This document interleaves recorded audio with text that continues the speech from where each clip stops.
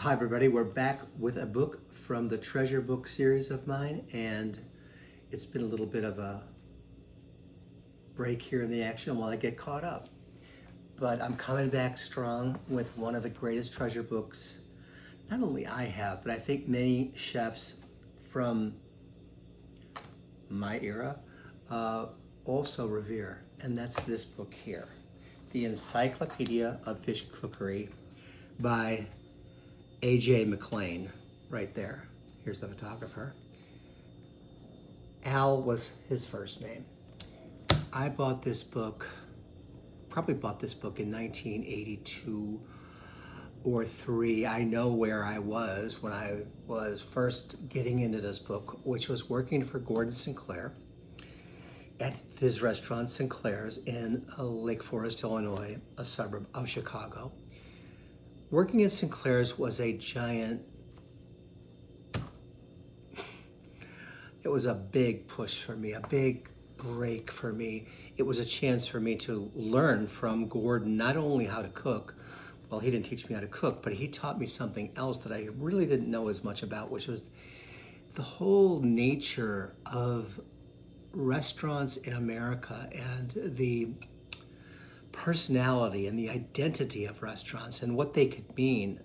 Before that, I had spent 11 years learning to cook, learning the basic trade of being a chef, starting off as a short order cook, and then bumping along in Key West.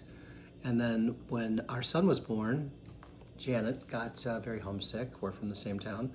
And so with baby Justin in tow, we returned to Key West, and Gordon Sinclair hired me. I had just really begun to collect books just 2 or 3 years before that with James Beard's Theory and Practice of Good Cooking, which I've done a treasure book on before, of course, because it's the first cookbook I ever owned. The thing about the Encyclopedia of Fish Cookery is that it is exactly that. It's an encyclopedia. And if you are looking for more than recipes, there's plenty of recipes in this book, and there's plenty of pictures in this book. Beautiful photography by this gentleman. This is an epic resource for anyone who cares to know.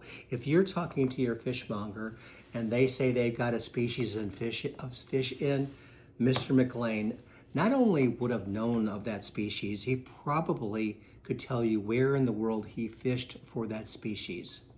I held him in such incredibly high regard. Before I jump forward in time a little bit, I specifically remember being in the kitchen and in Lake Forest in Sinclair's, and speaking to the chefs and the service people about the fish that were on the menu. Occasionally, I did it a number of times. I, for some reason, have a very clear memory of sitting on the table where later on that night the plates would be stacked up or taken out to the dining room, and reading from this book excerpts that entranced me. That was 82, 83. Janet got done being homesick, and beautifully we returned to Key West with Justin, of course, and I took up cooking at Louis' Backyard in 1985. In 1987, a partner at Louis and I took on another spot called Mira, M-I-R-A, at the Marquesa Hotel, within the Marquesa Hotel. Beautiful little restaurant. And really the first restaurant where I was co-owner of. Very exciting times. Tiny place, 38 seats with maybe 11 or 12 seats out by the pool. Beautiful place, but only 38 seats. So tight to try and make the money work, but that's another story for another time. One night, in walks a party of 6, I'd say. And amongst them, and I didn't recognize him, but I was told, was Mr. A.J. Al Mcclane. The office for the restaurant was, the restaurant was so small there was no office, but we had rented a little spot 2 blocks away.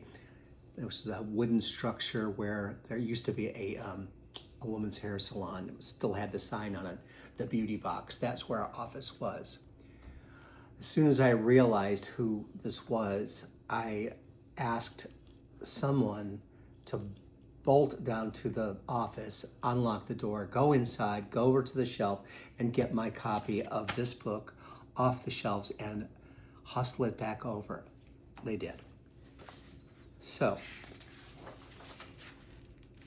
here is the inscription. I'll read it first, then we can show it to you. And it was June 21st of 1988. Mr. Mcclane wrote, "For Norman Van Aken, with the greatest regard for a superior chef and suddenly an old friend." These are the kind of moments in one's career that you can still know that I feel the excitement and the gratitude for having. This was a hero book of mine, and by succession, Mr. Mcclane was a hero of mine as well. I pored over this book for years before I met him. So, an encyclopedia, and there you can go, and it's done alphabetically, but you got a question about clams, here's a whole section on various clams. I could just go willy-nilly here. Conch, how perfect for a guy like me that spent so much time in Key West. Conch, and he knows of the science and the marine biology. He asked me where I was from. And I told him, well, it's a little town in northern Illinois, not far from the Wisconsin border. He says, well, what's the name of the town? I said, well, it's named for the lake. It's called Diamond Lake. He goes, oh yeah, pretty bad fish, but you could have a good time over there, having some hours on the water. I'm like, you even know the lake where I'm from? Too much. This book it's still in print, and it's still eminently usable, and an education is to be had out of this book. I remember sharing the love of this book with Charlie Trotter. There's one highlight here. Before I leave you, I'm just going to give you just an indication of the kind of material that you could get into by following along with A.J. Mcclane. This one's on tuna. And he says, they say that the Phoenicians, inhabitants of the city of Cadiz, traveled 4 days with winds from the east beyond the Pillars of Hercules until they arrived in certain desert places. He's quoting from Aristotle here. This guy's a fisherman, all right. And then he goes on to say, this is in his own script, his own writing, among the ancient peoples of the Mediterranean and the Black Seas, the tuna was not merely an Epicurean delicacy, roasted on a spit while basted with oil and spices, but a catalyst in the growth of civilization. Its value in trade is engraved on the oldest Punic coins from Carthage, Cadiz, Cartia, now Gibraltar, and the Eastern Empire of Byzantium. The tuna grounds were below those coastal cliffs where watchmen could sight great migrations from elevated platforms. So yeah, this is not a book of recipes. This is a book of history, of maritime greatness, of the different ways of preparing seafood from around the world. Nothing would be beyond the grasp of A.J. Mcclane.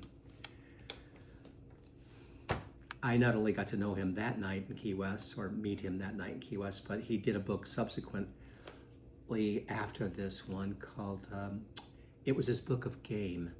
And he invited me to his home in Palm Beach for a photographic session. And I appear in that book. Thank you, A.J. Mcclane. I will always hold a place for you in my heart with gratitude. Thank you for being this amazing person in our lives. That's why this is a treasure book. I'll talk to you all again soon. Take care and get your copy.